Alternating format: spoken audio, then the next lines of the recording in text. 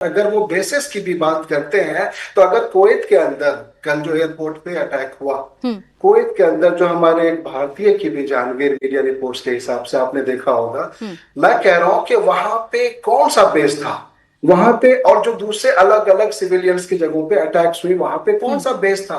तो हम्म। कहने का मतलब यहाँ पे ये हो रहा है कि आप चाहे कितना भी हम्म। प्रोपेगेंडा फैला ले, इस रीजन में आपको थोड़ा सा देखें। जब आप इसकी बात करते हैं सीज फायर की और पीस की, तो दोनों पार्टीज को अलग अलग तरीके से थोड़ा सा झुकना पड़ता है हम्म। और दुनिया की फिक्र करनी पड़ती है। हम्म। और आप अगर देखें कि आप पूरी दुनिया के लिए लड़ाई लड़ रहे हैं, तो जी है। आप इस रीजन में जो आपके पड़ोसी हैं, दोस्त हैं, बाप हैं, जिनसे आपके अच्छे रिलेशन बनते चले गए थे, हम्म। आपने उन रिलेशंस की धज्जियां उड़ा दी। हम्म। और उड़ाने के बाद आप कह रहे हैं आप सारी दुनिया के लिए लड़ रहे हैं। हम्म। आप अटैक करो, आपने ठीक। इसराइल पे क्यों नहीं अटैक किया? हम्म। आप अमेरिका जाके आप क्यों नहीं अटैक कर रहे हैं? हम्म। आप पूरी तरह से आपने इन जगहों को एक बेस बनाया कि हमें यहाँ करना है, और यहाँ पे इस रीजन में पूरी एक तरह से कह रहे हैं कि अभी दोबारा से अशांति फैलाने की कोशिश कर रहे हैं, जो ठीक नहीं है। ठीक है। आपको रिटेलिएट करना है तो आप प्रॉपर तरीके से करें और डायरेक्ट आप उनको अटैक करें। आप इसराइल तक पहुंच जो करना है आप करते रहे, लेकिन आप पड़ोस में कहां पर हमला हुआ है जी बात कर रहे हैं। आप ये बताइए। सऊदी के एयरबेस पे हमला हुआ है, सैटेलाइट इमेजेस मौजूद नहीं है। KC-135 सऊदी में क्या कर रहा था?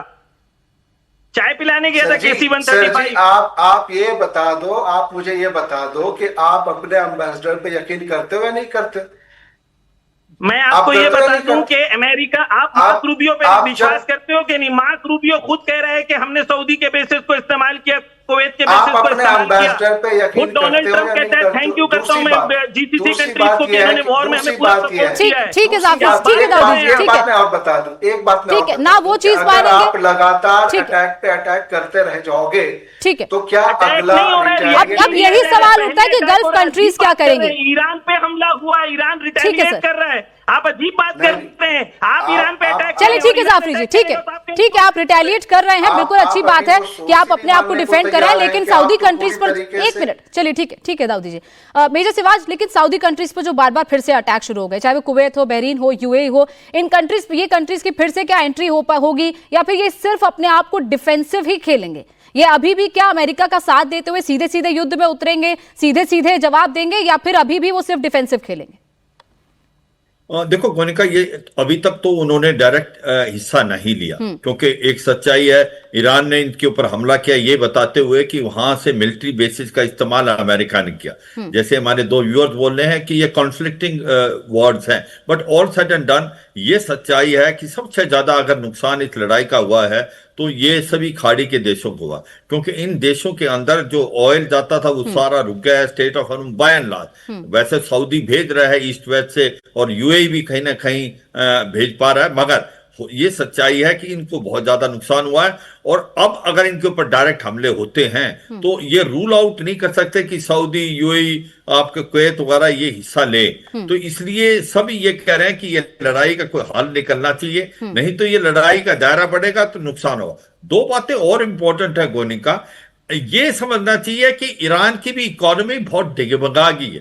अगर ये प्रदर्शन हो रहे हैं, दोबारा स्टूडेंट प्रदर्शन स्टार्ट कर गए हैं, ये दिखलाता है कि ईरान को भी समझना चाहिए। ईरान ने समझा स्टेट ऑफ हॉर्मुज बंद करके कि काफी नुकसान हुआ है गल्फ कंट्रीज को, मगर जिस प्रकार से नेवल ब्लॉकेड अमेरिका ने किया है तो फिर ईरान को भी नुकसान है, क्योंकि उनका 90% ऑयल खर्क आइलैंड से जो था वो जा नहीं पा रहा है, उनकी जो स्टोरेज कैपेबिलिटी थी वो फुल हो चुकी है। तो उसके जो अभी तेल निकालने के ड्रिलिंग स्टेशन थे उनको बंद करना पड़ेगा। बात ऐसी है कि इसमें कोई जीता नहीं, दोनों तरफ से हार होगी अगर लड़ाई स्टार्ट होती है। मुझे अभी भी लगता है अमेरिका इस लड़ाई से निकलना चाहता है, उसको लगता है ये दलदल है मगर उसको फेस से भी चाहिए। ईरान भी लड़ना नहीं चाहता, ईरान की इकोनॉमी अच्छी नहीं है, ईरान की जो प्रॉब्लम बहुत ज्यादा है, मिस गवर्नेंस है, वहां इन्फ्लेशन है, अनएम्प्लॉयमेंट है, मगर इजराइल नहीं चाहता ये लड़ाई रुके, क्योंकि इजराइल लबनान के अंदर हिजबुल्लाह करना चाहता है और इजराइल चाहता है कि ईरान और कमजोर। तो अब आकर आप जब तक डोनाल्ड ट्रंप प्रेशर नहीं डालेंगे नेतन्याहू पे, अगर वो अटैक करना बंद नहीं करेंगे